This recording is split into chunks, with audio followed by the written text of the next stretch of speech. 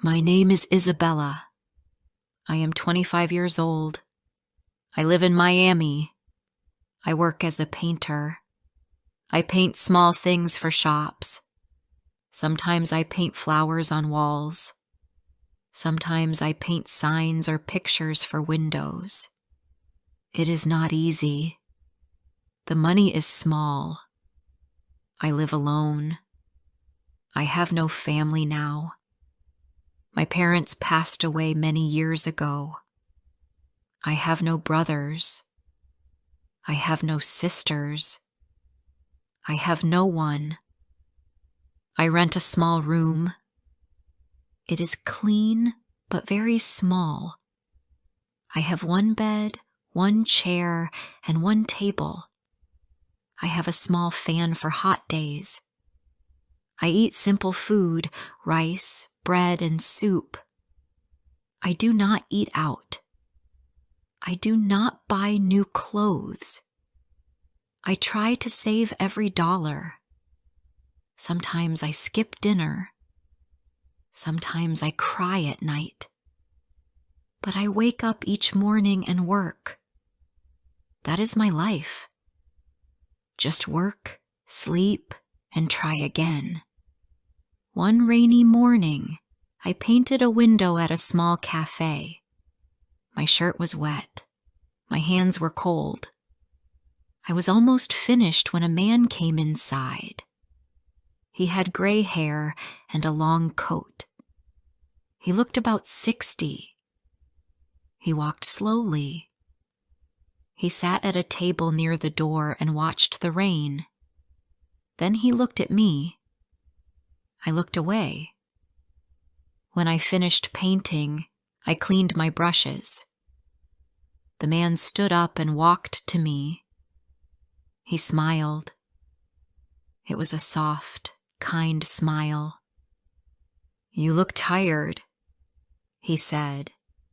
His voice was calm. I smiled a little. "It is just a long day," I said. He nodded. "You work very hard," he said. Then he walked away. The next day, I painted a new wall near the cafe. The same man walked by. He saw me and smiled. I smiled back. He waved his hand and walked inside. Later, he came out and gave me a small cup of tea. "It's warm," he said. "You can drink it." I thanked him. He smiled again and walked away. I drank the tea. It was sweet and soft. I felt strange. No one gave me tea before. Not like that. The next day he came again. He brought me bread with the tea. "You need to eat," he said. I felt shy. "Thank you," I said. I did not know what else to say. His name was Edward. He came every day. He always smiled. He always brought tea or bread. Sometimes he brought flowers, small flowers from his garden. He never asked questions. He never made me feel afraid. He just talked kindly. I started waiting for him. I looked at the cafe door many times. When he came, my heart felt warm. I was not sure why. He was much older. He looked like my father could have looked, but he was gentle. I liked his voice. I liked his eyes. They were not cold. They were soft. One day, he sat with me on a bench near the cafe. He looked serious. "Isabella," he said, "I want to talk." I looked at him. My hands felt cold. "You live alone," He said, "You have no family. You work hard every day. Life is hard for you." I looked down. I did not speak. "I want to help you," he said. I looked at him again. "Why?" I asked. He smiled a little. "Because I care," he said. "And I see you." He stood up. "Please, think about what I said," he said. Then he left. That night, I sat in my room. I looked at my small table. I looked at the wall. I thought about his words. No one said they cared about me before. No one looked at me like that. What did he mean? The next day, I was working again. He came and gave me a letter. He did not say much. "Please read this," he said. "Then think." He smiled and left. I held the letter in my hand for a long time. I did not open it right away. I was scared. My heart beat fast. What was in the letter? Later that night, I sat on my bed and opened it. The paper was small and clean. His handwriting was careful. The letter said he wanted to help me. He said he could pay for my rent.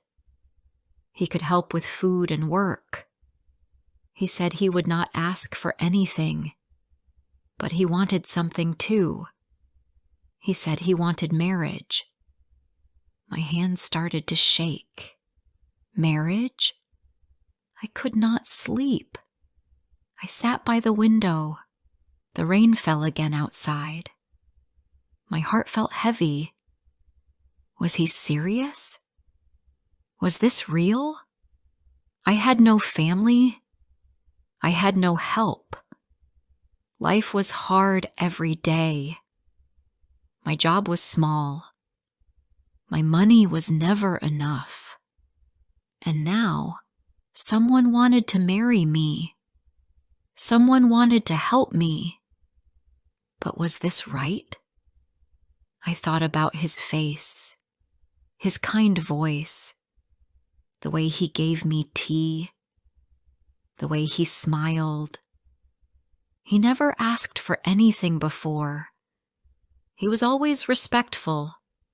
But marriage? Was this love? Or just help? The next morning, I did not work. I stayed in my room. I read the letter again. I walked around the small space again and again. My feet were cold. My head was full of thoughts. That afternoon, he came again. He stood outside the door of the cafe. It was raining again. His coat was wet, but his smile was the same. I walked to him. I held the letter in my hand. "I read it," I said. My voice was quiet. He waited. I looked at his face. I looked at the street. "I will marry you," I said. He did not move. Then he smiled. His eyes were soft. "Thank you, Isabella," he said. Truly, there was no hug, no kiss, no celebration, just two people in the rain, just two hearts trying to understand. He said we could marry next month. A small wedding, no party, just a paper, a ring, and a promise. That night, I sat on my bed again. I looked at my hands. They felt warm and cold at the same time. I asked myself again and again, did I do the right thing? Would I be safe? Would I be sorry? The rain fell harder. I listened to the sound. It was soft and strong. I whispered to myself, "Time will tell." The next morning, I started painting again. My hands moved, but my heart was full of thoughts. A new life was coming. A strange life. Maybe a better one. Maybe not. But I said yes. Before I share the rest of my story, I need to know, where are you listening from? Knowing someone hears me, understands me, gives me strength. The days passed slowly. Edward did not come every day now. He said he wanted to give me time and space. I kept working.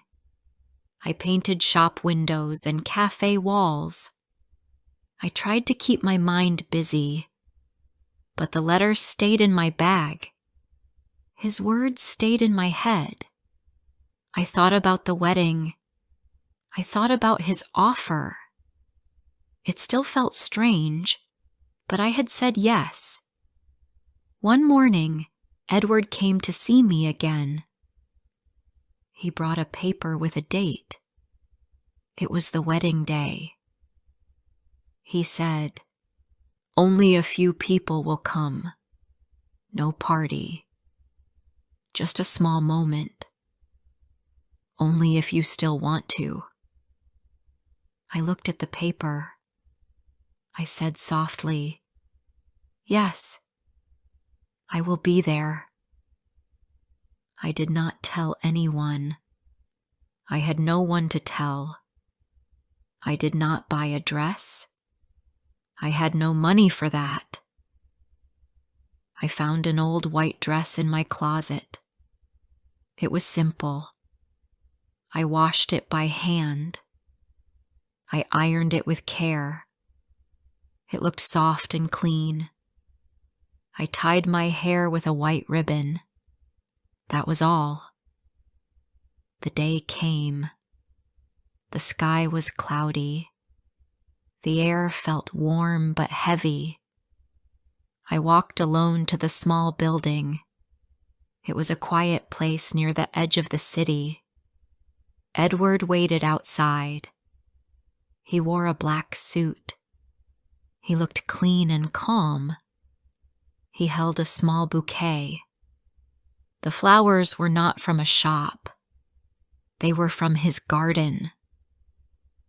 "Hello," he said. "You look nice." "Thank you," I said. We walked inside together. There were only 5 people there. I did not know them. I think they were his old friends. The man who spoke the words was kind. He smiled at both of us. The room was quiet.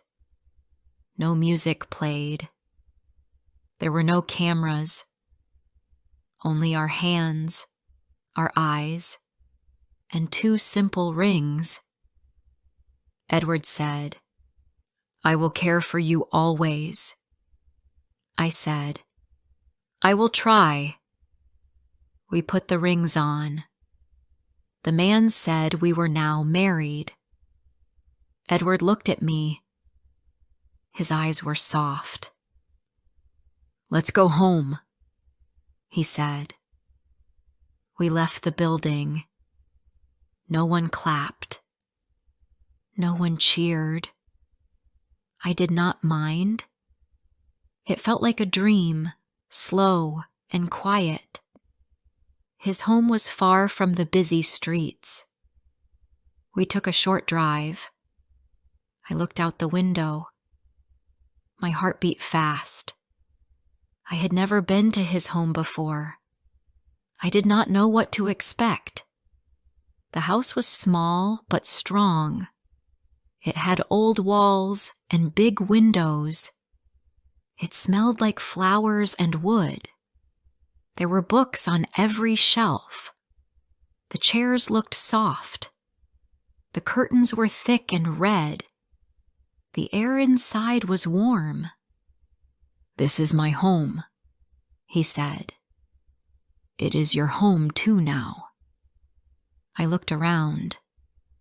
"It is quiet." "Yes," he said, "but it is safe." That first night, I slept in a new room. The bed was big. The pillow was soft. But I could not sleep. I looked at the ceiling. I felt like a guest. I was not afraid, but I was not calm either. Edward did not come to my room. He gave me space. He did not ask for anything. That made me feel better. He was respectful. He was kind. Still, I asked myself, is this really my life now? The next morning, I woke up early. I walked to the kitchen. Edward was already there. He had made tea. He had made bread. The smell was sweet. A small cup waited for me on the table. "Good morning," he said. "Good morning," I said. We ate in silence, but it was not a cold silence. It was soft, like quiet music. Every day was the same. He made tea. I helped in the kitchen. He worked in the garden. I watched him from the window. He hummed small songs. He looked happy. One rainy afternoon, he came inside with a box. "For you," he said. "Books." I opened the box. Inside were storybooks. They had simple titles and warm covers. "Thank you," I said. I smiled a little.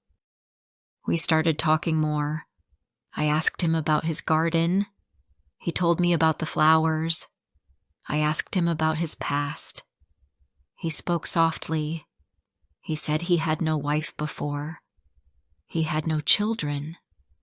He once worked in a bookshop. Now, he liked to grow herbs and read. I listened to his stories.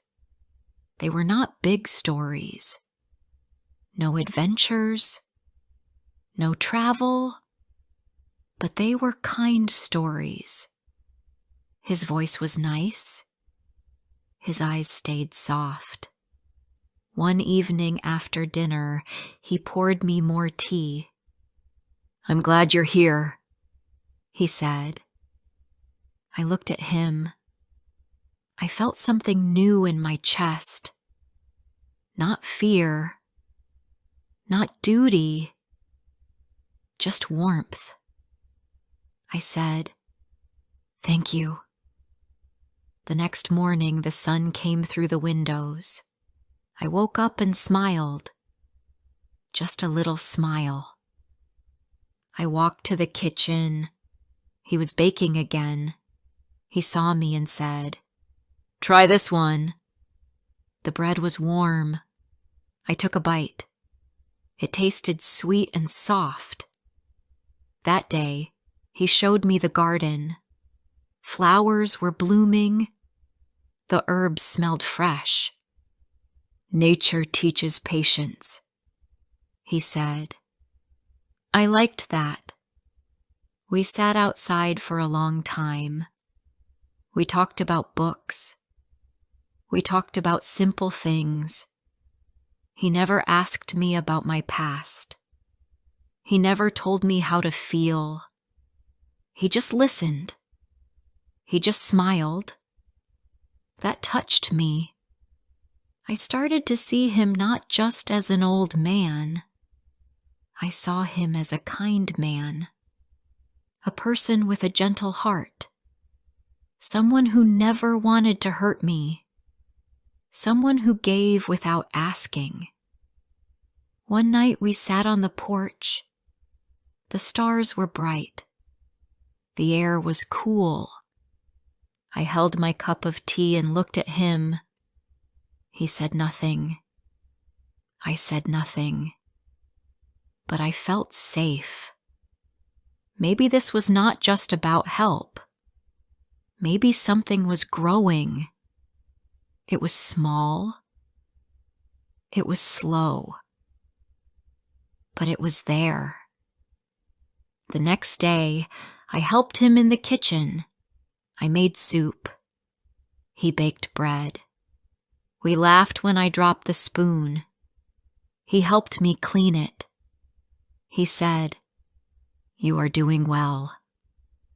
That evening we ate together. I did not feel like a guest anymore. I felt like part of the home. Later, I walked outside alone. I saw 2 women from the market. They looked at me and whispered. One of them said, "She only married him for money." The words hit my heart. I felt shame. I walked back home quickly. Edward saw my face. He touched my hand. "Words mean nothing," he said. "I know who you are." I did not cry, but my eyes were wet. That night I asked him, "Why did you help me?" He looked at the stars. "Because you needed kindness," he said. I felt something move inside me. I had never heard that before. Not like that. Not for me. The next morning, I woke up early. I made tea. I brought it to him. "Thank you," he said. That time, I smiled first. Weeks passed. The days were calm. We shared stories, tea, and small meals. We worked side by side. We said few words, but they were true. I noticed his eyes more. I noticed how he looked at me. Not with need, not with power, but with care. I started to feel something. I didn't want to run. I didn't want to hide. I wanted to stay.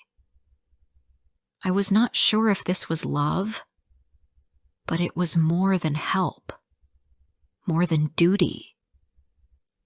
It felt real. One morning, Edward left early. He said he needed to go to the city. I stayed home. I drank tea alone. I looked at the books he gave me. The house felt quiet, more quiet than usual. I waited by the window. I looked at the garden. I listened to the wind. I missed him. When he returned in the evening, he brought small flowers. "Just for you," he said. My heart beat a little faster. I took the flowers and smiled. "Thank you," I said. That night, I sat by the window. I touched the necklace he gave me.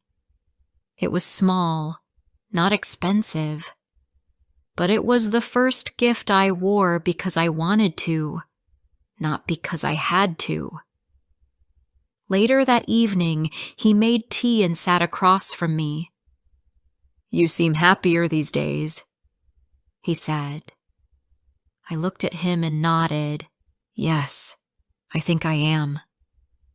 I didn't say more, but I felt it in my heart. Not fear, not pain, but peace. I didn't feel alone. I didn't feel lost. Each day felt softer. We worked in the garden. We baked bread together. I painted a small corner of the kitchen. He said it looked beautiful. I smiled more. He noticed. He said my eyes looked brighter. I felt stronger inside. Then the season changed. The air became cooler. The sky was clear. The flowers in the garden opened. The rooms in the house felt warm. Edward and I sat by the fire one evening. He looked at me. His eyes were gentle. He reached for my hand. "Are you happy, Isabella?" he asked. I looked at him for a long time. Then I said, "I married for money, but now I stay because I want to." He touched my face gently. I leaned closer. Our lips met for the first time. It was not fast. It was soft and warm. Not for gold. Not for need. It was for love. That night we sat quietly. He held my hand. My heart felt light. I whispered, "I once doubted this. Now I feel everything." He kissed my forehead. "So do I," he said. The days that followed were slow and calm, but everything felt new. We laughed more. We cooked new things. We walked outside often. We watched birds and clouds. We talked about nothing and everything. One day, I walked into town alone. I went to the market. I bought fruit and flour. I smiled at people. They smiled back. I didn't feel small. I didn't feel ashamed. I felt like someone knew. Then I heard two women behind me. They were whispering again. "She only did it for the money," one said. "It's not real." I felt their words hit my back. But this time, I didn't walk away fast. I stood still. I turned and looked at them. I didn't say anything, but I looked into their eyes. Then I walked away slowly. My head was high. I was not their story. That evening, I told Edward what happened. He listened. He said, "People talk when they do not know the truth. But we know. That's enough." I nodded. I believed him, and I believed in us. We kept living. Simple, small days. He showed me how to make jam. I showed him how to paint tiny flowers on the wall near the table. We made a small bench for the garden. We sat there many afternoons, hands close, hearts open. One morning, I brought him tea again. He took my hand and kissed it. "Thank you, Isabella," he said. "You are light in this house." I looked at him and said, "So are you." Later, he became sick for 2 days. I took care of him. I made soup. I changed the cloth on his head. I read to him. When he slept, I sat near him. I watched his face. I felt scared, but I also felt sure. I did not want to lose him. When he felt better, he smiled and said, "You stayed." I said, "Of course I did." Then I whispered, "I love you." It was the first time I said it out loud. He looked at me with tears in his eyes. I love you too. The next day, I painted a new picture. It was of our garden. Flowers, a bench, and 2 cups of tea. I gave it to him.